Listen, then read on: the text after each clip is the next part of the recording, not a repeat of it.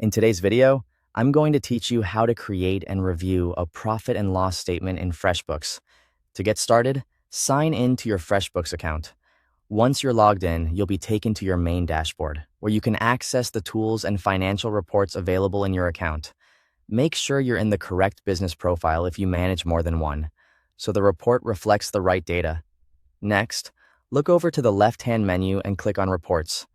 This section is where FreshBooks organizes your financial reporting tools, making it easy to view summaries of your business performance. After opening reports, select Profit and Loss. This report gives you a clear overview of how your business is performing over a specific period by showing what you earned, what you spent, and what remains as profit.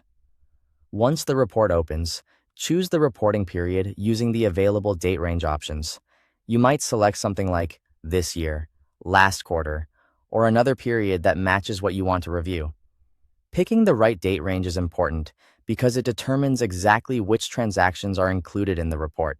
If you're checking overall business performance, a broader range may help, while a shorter range can be useful for monthly or quarterly reviews. If needed, you can also click Filter or Settings to customize the report. This step is optional, but it can be helpful if you want to refine what you're seeing.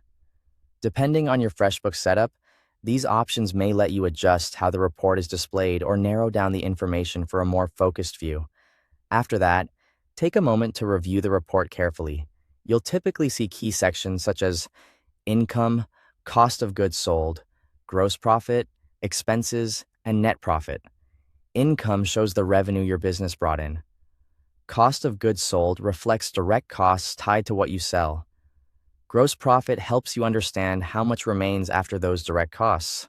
Expenses show your operating costs, and net profit gives you the bottom line result for the selected period. Reading these sections together can help you quickly understand the financial health of your business. If you want to do more with the report, click More Actions. This optional menu may give you the ability to print the report, export it, or use other available actions.